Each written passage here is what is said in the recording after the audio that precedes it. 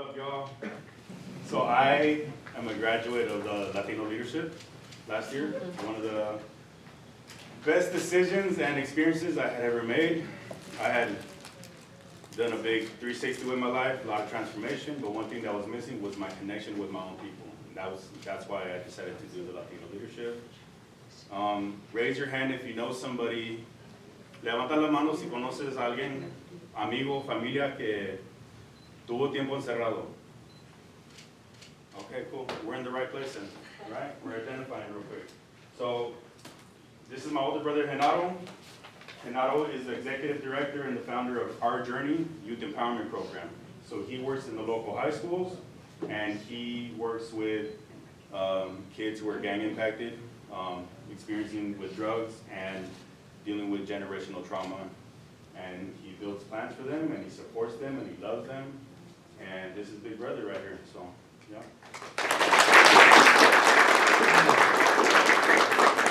So real quick, we grew up in the Campos right here in Skagit. My family used to come back and forth from Texas over here to work in the fields, and then they ended up staying here, and we lived in the Campos. So you can imagine the poverty, the cutoff of educational system, systemic oppression that we went through, and it was very easy to dwell in our own pain and join gangs and back up each other and deal with racism. That's a little bit of background. I'm gonna read this for you. It has a lot of my background and my experience, and while I'm reading this, try to apply it to your struggles or the struggle that your family went through, all right? So healing and transformation, a journey we take together. It's an honor to be here with you today. Not above you, not beyond you, but with you. I'm not here to deliver a lecture from a place of theory. I'm here to share lived experience. A journey, one that includes pain, resilience, growth, and ultimately purpose. I grew up in an environment where survival came before dreams. In many of our communities, especially in marginalized Latino neighborhoods, addiction isn't treated like a crisis. It's normalized. Gangs often become family before we're old enough to understand the weight of that decision and emotional pain. We're taught to bury it, not heal from it. Vulnerability wasn't modeled for us. It was mistaken for weakness. But I'm here to tell you, there's nothing weak about wanting to heal. In fact, it takes tremendous strength to face your own wounds. To sit with the discomfort of unlearning everything the world taught you about who you had to be. For a long time, I believed transformation was for other people, people who hadn't seen what I've seen or done what I've done. But that belief was a lie. Real change doesn't wait for permission. It begins when we stop letting our past dictate our future. When we stop seeing our scars as shame, and instead as signs that we survived and that we're still here. Healing isn't clear. It's not a straight line. It will get messy. Some days you'll feel strong, and other days you'll feel like you're back at the beginning. But every day you choose to growth over comfort, forgiveness over resentment, peace over chaos, you're doing the kind of inner work that our world desperately needs more than ever. Especially as Latinos, we carry the weight of generations. That's a strong weight. I know everybody in this room feels it. Stories of migration, sacrifice, la batalla, and pride. But we also carry generational wounds. Healing for us is more than personal. It's cultural, it's spiritual. It's about breaking cycles of silence and of machismo. And, of course, that shame. It's about becoming the leaders, the mentors, the change makers our younger selves needed. Belonging is not something we should have to earn. It's something we all deserve. And yes, so many of us spend our lives trying to prove we're enough. But what if we led from a different place? From the belief that we are worthy. Just as we are part of this community.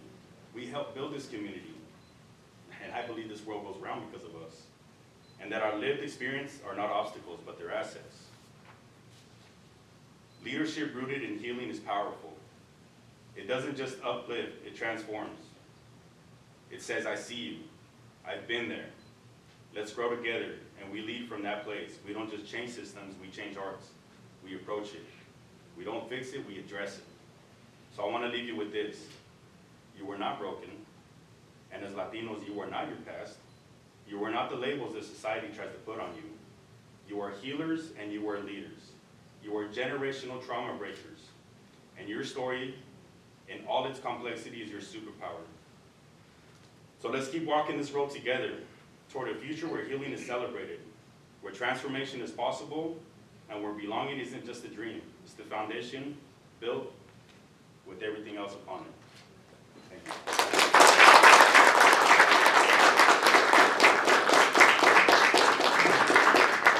Y'all see me getting nervous? I get real bad anxiety, and my body tells me that something's gonna happen when it's not gonna happen. A 10-year prison sentence with 6 of those 10 years in solitary confinement will do that to you. Life was a whole cultural shock when I got out. 2019? Yeah, solitary confinement. Yeah, I didn't know what a smartphone was.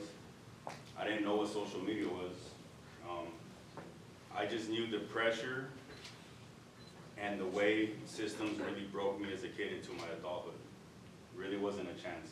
You know, I grew up where if you talk your language, somebody was gonna get on you. So I always had my back against the wall, and me protecting myself made me the violent one in other people's eyes. And so, yeah, I got out. I joined this program, Underground Ministries. Chris Hope, that Gabacho right there, moved up here 19 years ago to work with familias struggling and working in the fields, and he found real quick that a lot of the families here in Skagit had kids that were in gangs. And so he said, hey, I'm gonna connect with them instead. So we showed up one day in jail with his guitar, and he said, hey, I wanna get to know you. And I was like, get away from me, white dude. But after a while, he was persistent. I was like, okay, I trust you. And he built a connection with me. And at the time, I was following in my brother's footsteps. You can imagine what that is. And then I went off for a long time, and he kept doing the work. He kept reaching out to those that he loved. And so when I came home and I was ready to part ways with every part of my past that was destructive, I reached out to him. I said, hey, I'm tired of being put away in a box. I'm tired of not feeling like I don't identify with my culture. I'm tired of seeing my people struggle. What can I do? And he says, well, you gotta do the inner healing. You gotta work on yourself. And so I joined Underground Ministries, and that's me, solitary confinement. This is Walla Walla State Penitentiary, Washington State Penitentiary. This is me in Clallam Bay. So Eastern Washington and the Peninsula of Washington, way across from each other. I was getting shipped all over the place. Because once I went to prison, I continued to get punished. I got labeled a threat, and they just kept putting me deeper and deeper and deeper in a hole where I was losing my identity. I hated looking in the mirror. This is me in addiction before I went to prison, out here in these streets. This is me back in Walla Walla. Came out of solitary confinement, half my size. The food in there was not working for me. It was killing me. And then I came home, and that's me. We went to a men's retreat in southern Utah. We went fly fishing. We went to the wilderness. And I told Chris if I got lost out there, when I found him, I'd fight him. That's how scared I was. And then we do the inner healing work. So now I'm on the team. Now I build plans for men and women coming home from prison and coming out of gangs. And guess what? 95% of them are brown. So we're uplifting our own people. Next slide. That's Skagit River right there. A lot of us had we lost connection with a lot of religion. I really didn't see the need of it. To me, it was another label, like you gotta be this, you gotta be that, you gotta join this church. It sounded like gangs. I didn't want anything to do with it. But I was like, how can we get baptized? Because I think I got baptized when I was little, but that was against my will, I think. I don't remember. So we decided to join together and get baptized. Next slide. Then I graduated. I graduated with my associates in human services. And it was the moment where I said, all right, I think I'm onto something. I think I belong, and I think I found my voice, and I'm gonna help others find their voice. So along the way, I'm gonna uplift others, and that's what I've been doing. Next slide. Now I accompany others, help them with systemic barriers. This is Leroy. He grew up same way we did. Grew up in all traumas and all those destructions. This is Karina. Karina's been to prison 3 times. She's now one of my navigators. She now works with me. I was able to empower her and get her a job. And now she helps and do the work. Next slide. And I got a bigger team.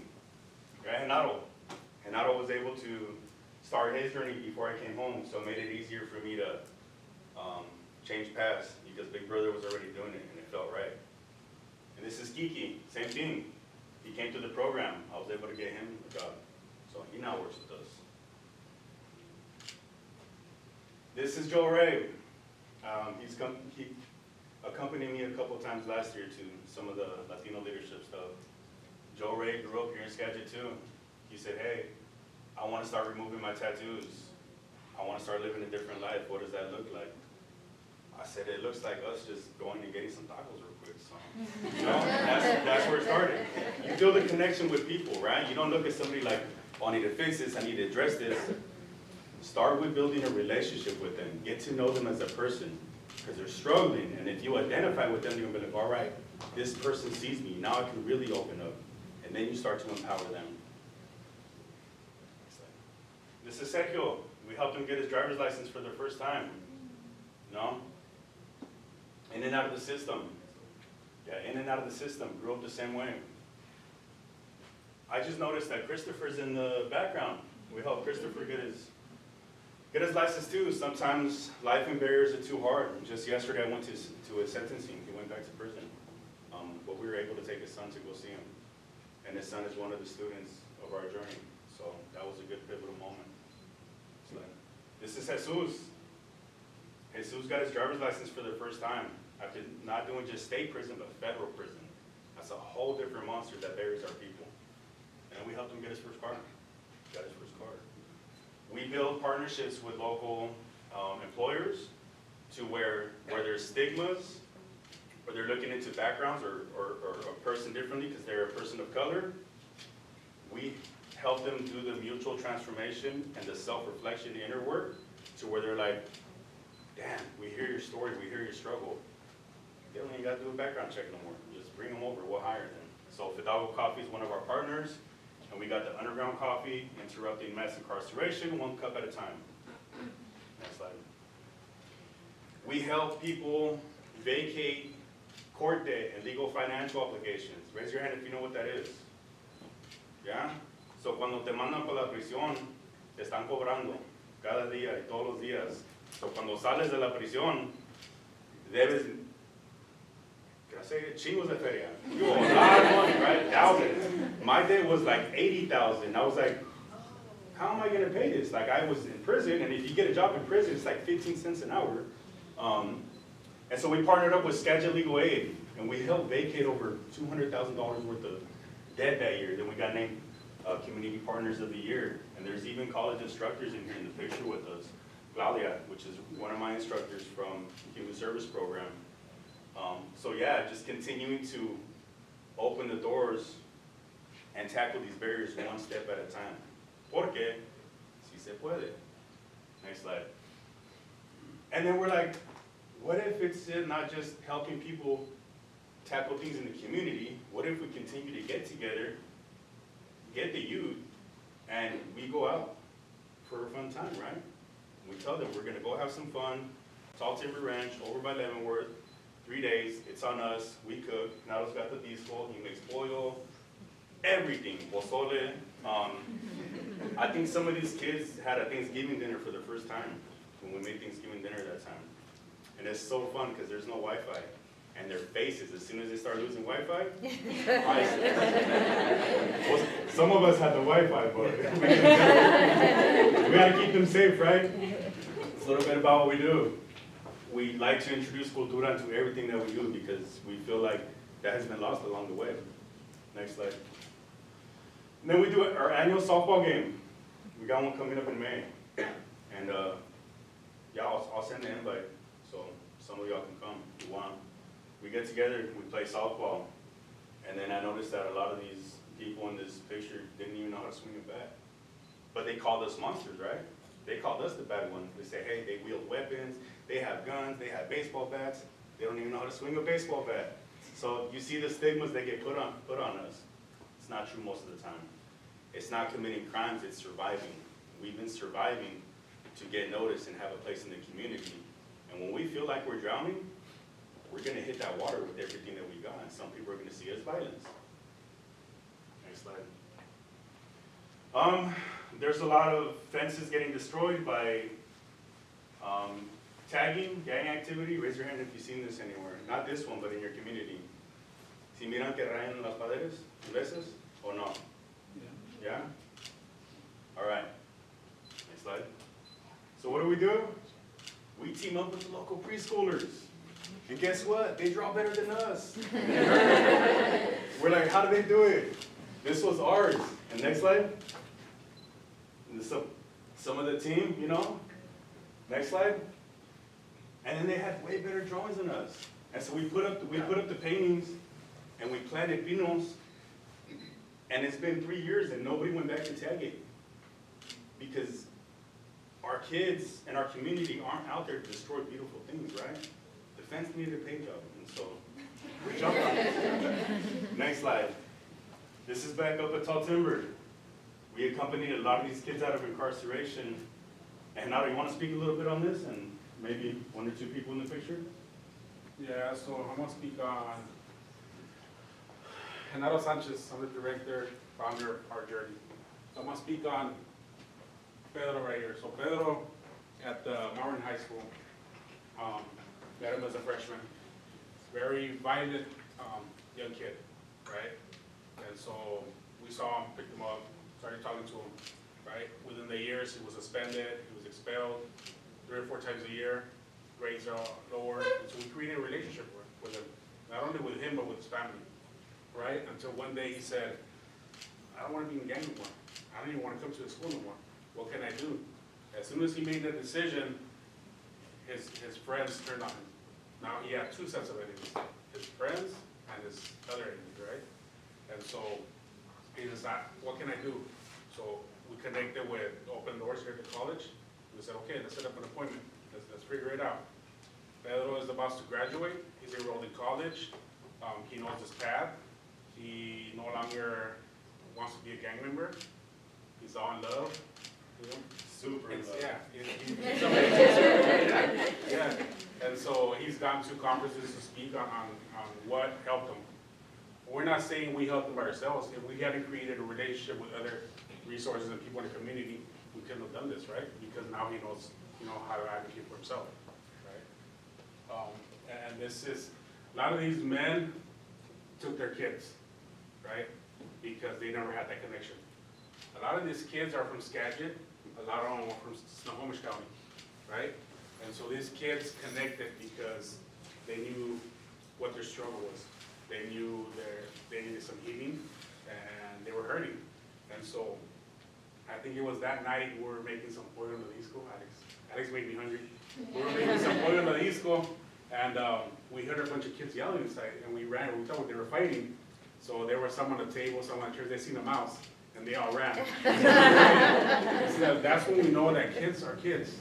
They're not monsters. They're not grown-ups. They're not violent. They're just kids trying to be kids. But society has made them something else, right? Who's that? This is me right here. And these are my parents. So a lot of people say, you look so happy right there. No. I put that picture there because that's as far as I can remember when my trauma started. That's when I started noticing. I love my dad to death. I loved him so much that I took everything in, right? Domestic violence, drugs, alcoholism, everything else, right? And so when I was 10 years old, my dad was in prison. He had been in prison for like 3 years already. And we moved from Texas over here, work in the fields and do everything. He showed up. We came over here in March. He showed up probably in June. He got out, joined us over here. Continued the pattern. 3 years later, I was 13, Alex was about a year and a half, almost 2, and he died in front of us in the kitchen table of a massive heart attack due to drug overdose, right? And so that's when my destruction started, right? Gangs, drugs, violence. I was mad. I was hurt. I was broken, right? And so that led me to take the job of being a dad and help raise addicts. What did I teach them? I taught them everything my dad taught me. You know, how to do drugs, how to be violent, how to be destructive, right? And so that's when generational trauma comes in. That's where we have to cut and show these kids that it's not only that, it's everything else, you know? Inner healing is the best thing to do. If you don't love yourself, you can't love to do anything else, right? And so, at 13 years, I tell everybody, at 13 years old, I went out to play. I came back at 30 years old with everything in the middle being a blur because I didn't know healing, you know? I read this thing one time that said, I lived with anger all my life until she introduced herself as grief. I never knew how to grieve. Nobody helped me. Nobody introduced it to me. So, how did I grieve? By hurting others, by hurting myself, right? I'll go back to the other one. So, this little guy right here, that's my nephew. My nephew now is doing amazing, but he was also gang impacted. He also went to prison. He was homeless. About a year and a half ago, 2 years ago, I was in a Zoom meeting, and my phone rang. I told my wife, you could answer it. She answered it, and I could hear my sister screaming that they couldn't wake him up. When we got there, he had overdosed on fentanyl, and they were doing CPR on him, right? And it was because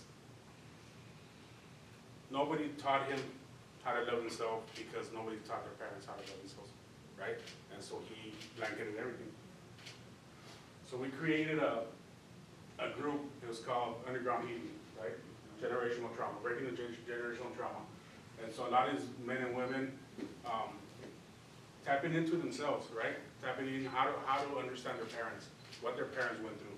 We had people from Linwood come every Thursday because they wanted it, because they needed it. Bring their kids, you know. A lot of these men and women were never given the opportunity to become a kid, right? They became an adult at 12, 13 years old, right? And so, how do we introduce that to them? You know, by continue the healing within.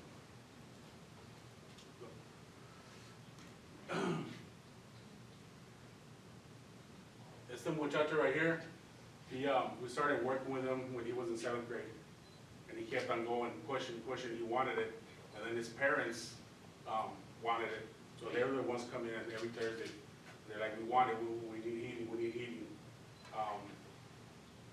And then one day we couldn't go. We were working with him in middle school and then high school.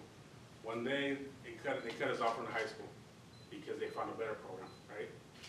The other day they called me. They're like, my son is now a gang member. Now he's doing drugs. The man right there, he didn't know what to do, so he started doing drugs, and he separated. She's struggling right now because there's no resources, right? How do we create resources in the community? By creating a relationship with parents, right? And showing them, this is what else you can do, right? So our journey was created, it started mainly here in the college, right? Because I did my practicum, I did my AA and Human Services, Substance Abuse, and then General Counseling, right? And so connected with Aaron Kirk, the reentry navigator here, and then going into the jail to teach a class, right? And so I thought, why wait to go into there where we could grab them before they go there, right? And then one of the reasons I started was because if I would have had that healing, I wouldn't have shown my brother that, and he wouldn't have gone to prison, right? But here we are, we're navigating everything ahead, right? So creating for the school system a pipeline of strength, right? Instead of a pipeline from school to prison, pipeline of strength. And so we know that high schools, when they expel kids, where do they go? To the streets. And where do they go? Gang recruitment, right? And then when men and women are in prison, they get out, there's no reentry for them. Where do they go? Back to there, and they're the ones recruiting these kids, right? There's no healing. That's when we come in. We create programs, home visits, we do trainings, we do after-school groups, we do parent groups. That's where underground ministries comes in. They do reentry support, college, housing, community, employment, tap in back with their kids. And then we create a mentoring training, right?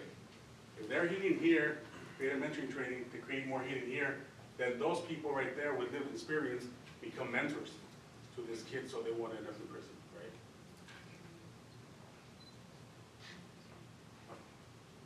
Yeah, so if you go back a quick one, so go back a couple times.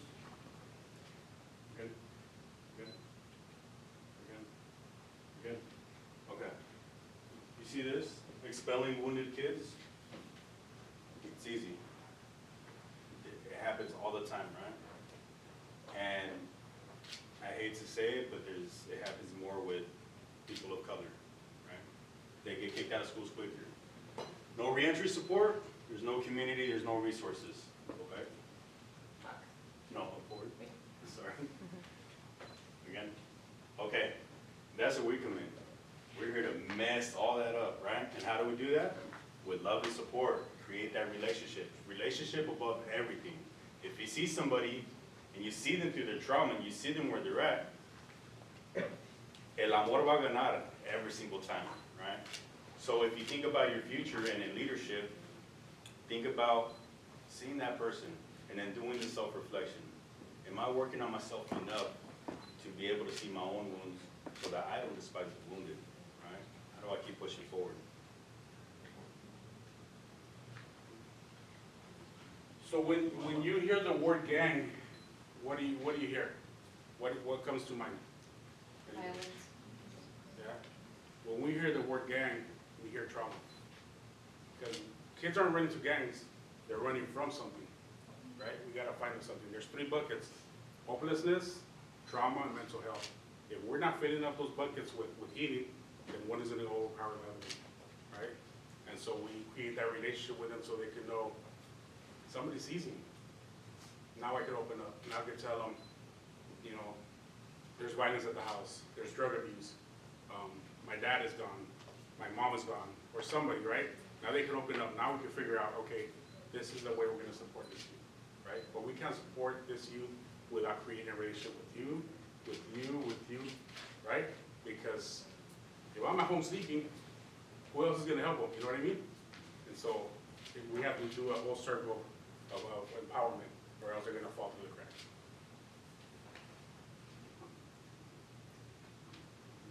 And this is what it's all about. Jackie had never had a birthday party. These kids had never been together. Different gangs, different violence kids. Now they're together. It's called together. It's just called healing together, right? So I was able to, so I met her through Genaro. She got kicked out of the school. And then I accompanied her through the court, went and spoke for her.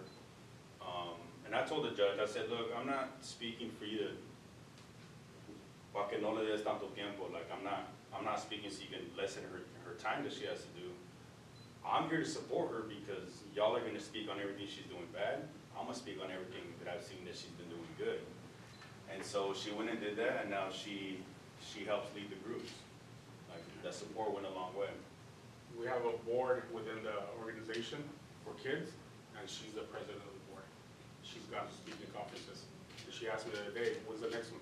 One more. She wants more, right? These 3 kids right here are open doors here at the college, succeeding because it's, you know, it's working. And we get together. What did we do that day? I was bored, so I just made some stuff up. I think we made gingerbread houses. Yeah, we did. Oh, we did. I did tables with gingerbread houses, and each and every one of these people are facing something, right? Discrimination from work, can't get a driver's license, dealing with alcoholism, dealing with addiction, getting hounded by the court system. My parents are at home and they're not identifying with me. I got kicked out. One's homeless. And so, this is Ana. Ana is an amazing person, and she helps a lot in the community, and she's part of the program as well. So we did tables, gingerbread houses, and I was like, the best one gets a gift card. Like, I'll get you something, right? And so they were trying, and they were competing. And I was there laughing, and they're like, why are you laughing? I was like, I got gift cards for everybody, you know, I just want to see you guys. You gotta build the fun in there and the heart. And that's, is there one more? Yeah, and then, you know, just, Connecting with their kids. yeah, connecting with kids. That's still Ray, that's his daughter right there. That's Karina, that's her son. He graduated Mount Vernon High School. He's over in college right now. Oh, and she just signed something yesterday because he's got his own apartment. He co-signed Co-signed, a yeah. lease agreement to get housing in Eastern Washington for college. Yeah. Do you remember Karina from the beginning? Something key. What did I say about Karina? She went to prison a couple times. So he grew up without her. She had to build a relationship with her son. And now she's helping him through his college journey, which is transformational. But, Hey. yeah, that's it. That's all we got. Yeah.